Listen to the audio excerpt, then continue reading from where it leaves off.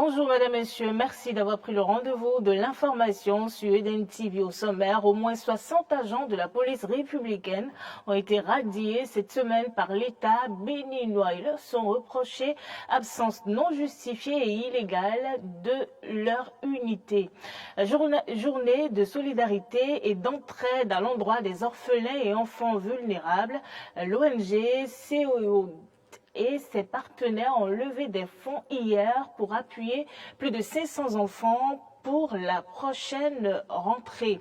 En Afrique du Sud, 6 mineurs clandestins sont arrêtés. Cette énième arrestation intervient alors que le gouvernement sud-africain s'apprête à sceller les puits de mines abandonnés par-ci et par-là dans le pays. Voilà pour le sommaire. Restez avec nous pour le développement.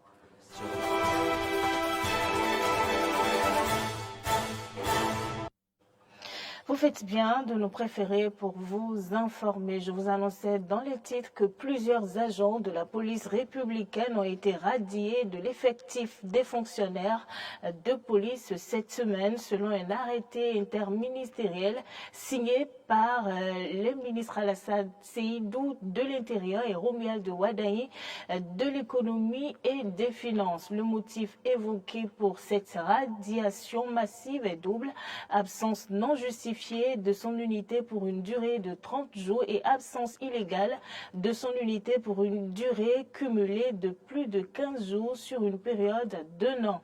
Il est à noter que cette action fait suite à une série de mesures visant à renforcer la discipline et l'efficacité au sein de la police républicaine. Elle intervient dans un contexte où la sécurité nationale est devenue une priorité majeure, nécessitant un engagement total de tous ces acteurs. Vous le savez, hier, la communauté chrétienne a célébré l'Assomption dans le département des Collines et plus précisément à Savalou. C'est une grande fête pour les fils et filles de Savalou qui profitent pour manger en famille et entre amis. De Nignam Pilé de Savalou, Mauril Arnaud Agua nous fait revivre dans ce reportage la journée du 15 août. Regardez.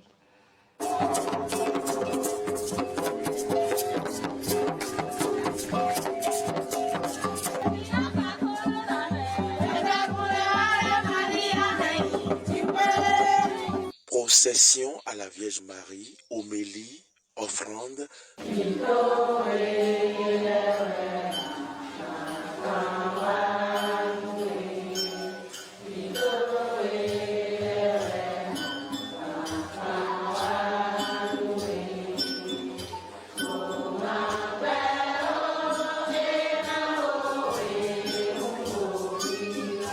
Partage du corps du Christ. Voilà les moments forts qui ont marqué la messe d'Assomption à Mokpa. Le père célébrant Sylvain Acrobatie est revenu sur le mystère qu'est l'Assomption, la montée de la Vierge Marie au ciel. Au terme des messes célébrées dans les églises de Savalou et environ, tous à table, entre amis, parents et invités. Nous sommes ici chez Juliette Baguidi.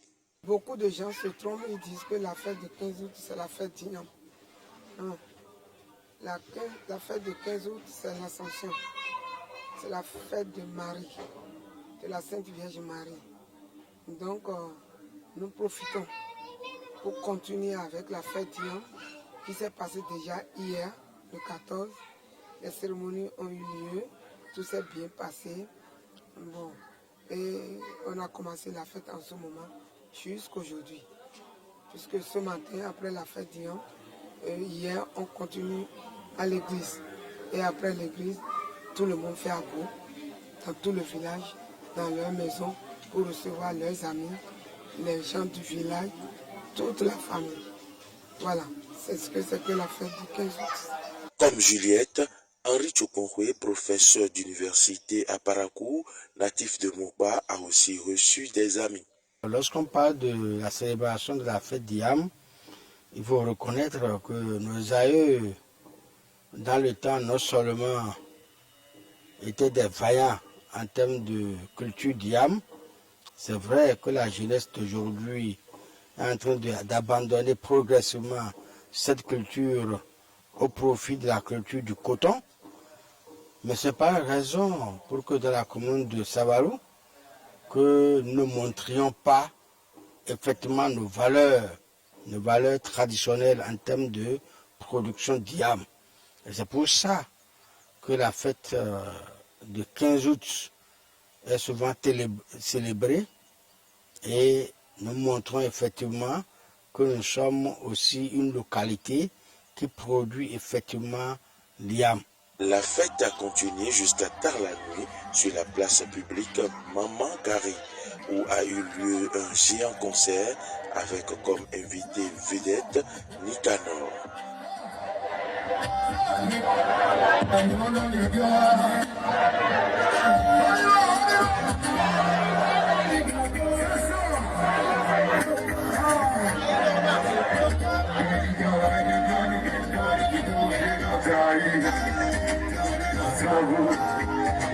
Vraiment, la fête a été très belle et je suis fière d'être savaloise. Je suis prêt à revenir ici, à refaire ce voyage, mais avec toute la famille aussi. Voilà. Terminus, tout le monde descend. Vive la fête de l'Yam, vive l'Assomption.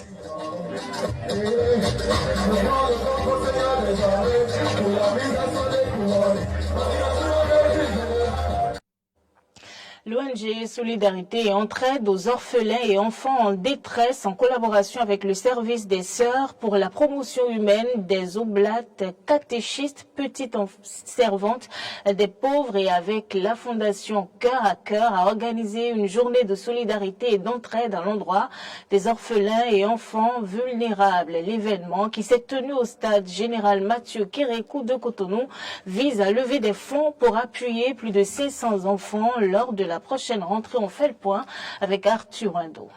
C'est une initiative qui revêt un caractère très social et qui vise à lever des fonds pour appuyer plus de 500 enfants lors de la prochaine rentrée tout en assurant leur alimentation, leur scolarisation et la santé. Ici, la joie est au rendez-vous car l'ONG Solidarité et Entraide aux orphelins et enfants en détresse et ses partenaires ont su donner la joie aux enfants, ce qui rassure et doit amener à rééditer l'événement. Cette journée, j'aimerais vraiment que ça devienne la première journée organisée au Bénin et pas la dernière. Chaque année, on va rééditer la même chose afin de venir en aide à nos enfants et que ça soit le Bénin, le premier pays en Afrique à penser à ses enfants. Le Bénin, premier pays à penser aux enfants, cela est bien sûr possible grâce à Dieu qui a d'ailleurs permis à ce que cette première édition se tienne et qu'elle soit une réussite. C'est arrivé grâce à Dieu d'accueillir ici les enfants de plusieurs centres du SSPH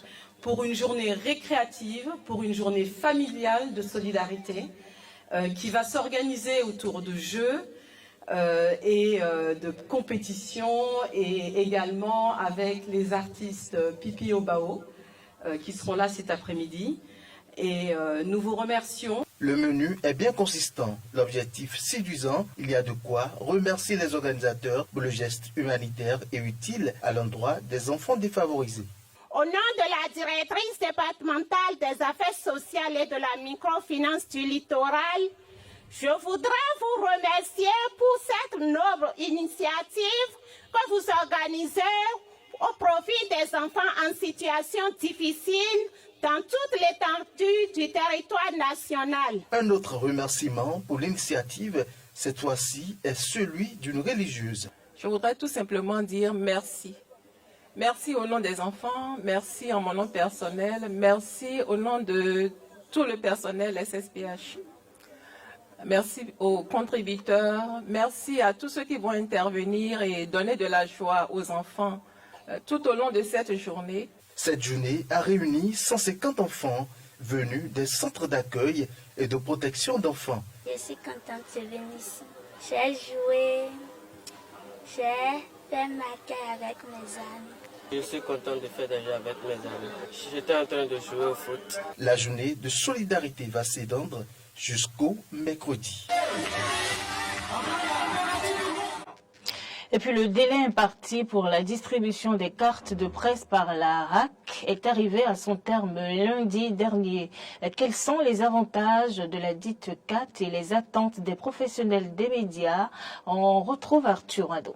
Cette carte-ci que je détiens dans ma main c'est une carte purement professionnelle. Ça voudra dire quoi? L'État me reconnaît en tant que professionnel des médias. Herman Deguenon de Radio Tokba, comme certains journalistes d'ailleurs, reconnaissent la valeur de cet outil capital, la carte de presse. Selon le code de l'information, la carte de presse, c'est ça qui vous identifie par rapport au métier de journaliste.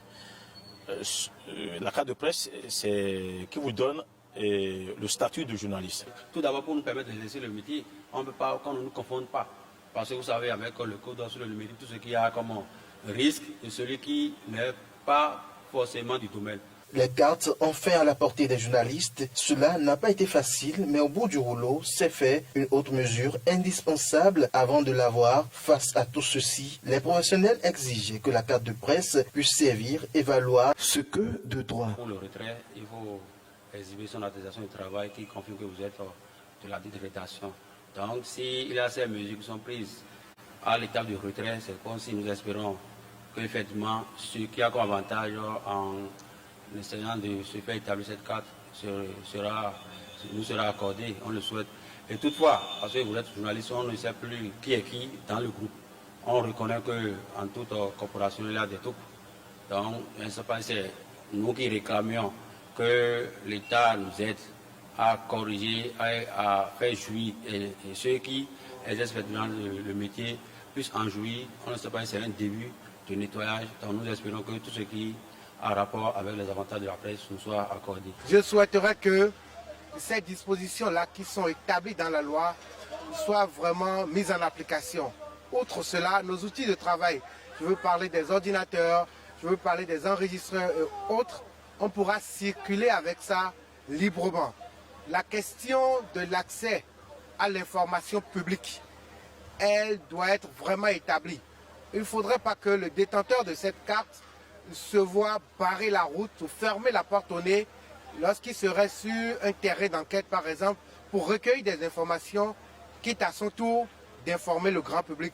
Et donc, les avantages liés à cette carte, il est temps maintenant que cette carte-là ne soit plus un objet à notre cou, dans nos poches, mais qu'effectivement, ça soit un outil de travail et que les avantages liés à cela soient mis en application. Ce que je ne voudrais surtout pas, que cette carte-là ne serve pas seulement que d'une carte pour les élections des conseillers à la Hague. Parce que depuis toujours, cette carte a toujours servi à ça.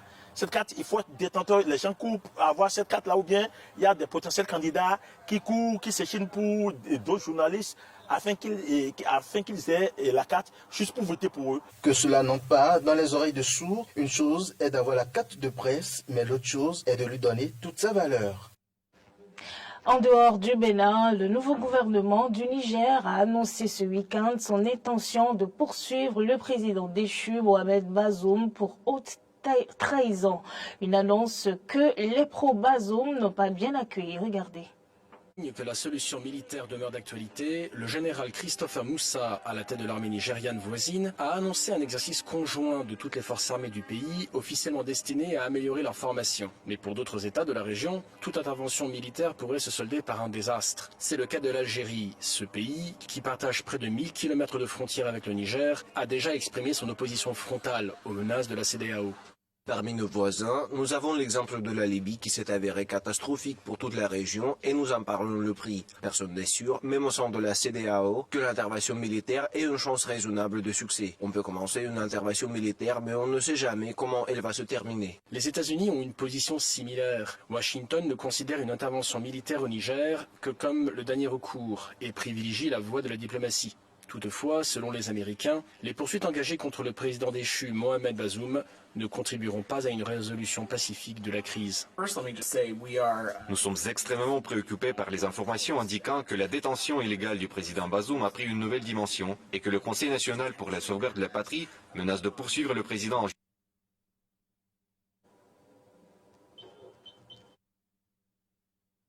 toutes nos excuses pour cette panne technique. Ce journal se poursuit avec cette actualité en Afrique du Sud. La chasse aux mineurs clandestins se poursuit. 6 parmi eux ont été arrêtés par la police dans la province de Limpopo au nord du pays. Le gouvernement sud-africain s'apprête en effet à sceller les puits de mines abandonnés que l'on retrouve à travers tout le pays. Regardez. À quel point il est difficile pour le gouvernement sud-africain de restreindre l'accès facile à l'or qui a été laissé par des grandes entreprises multinationales occidentales venues ici pour ce même or. Et quand elles ont compris que le profit ne pourrait pas maintenir la production, elles ont vite fait leurs valises et sont parties sans même envisager la réhabilitation du terrain qui les avait tellement enrichis. C'est une opération continue que nous menons. Nous réussissons, nous avons fait des découvertes, dont certaines, comme vous pouvez le voir, sont nouvelles, et d'autres ont été en opération depuis longtemps. Mais nous sommes contents de ce que nous avons réalisé jusqu'ici.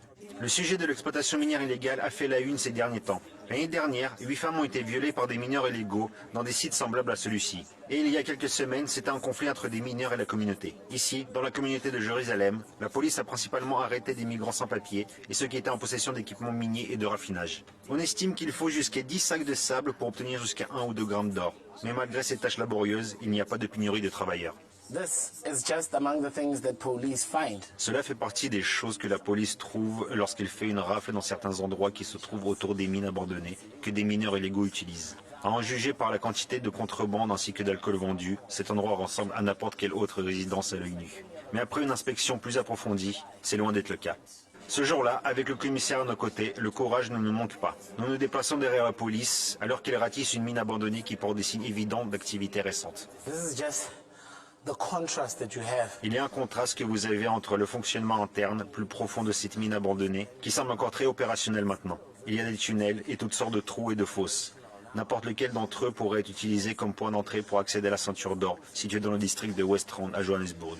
Ce jour-là, aucun mineur illégal n'a été trouvé sur les lieux, mais il est clair que cette opération policière spéciale devrait avoir lieu plus régulièrement, si la loi veut enfin attraper les criminels qui financent cette entreprise illégale. Les preuves derrière moi montrent à quel point le secteur minier illégal est devenu répandu en Afrique du Sud. Ce n'est pas seulement l'équipement qui est utilisé pour déterrer la roche et le sol, mais c'est également devenu une entreprise commerciale dans le sens où ils soutiennent toute une communauté à la fois à la surface et en dessous. Merci madame, monsieur d'avoir suivi ce journal. C'est déjà la fin. Restez fidèles au programme de votre chaîne de télévision EDN TV.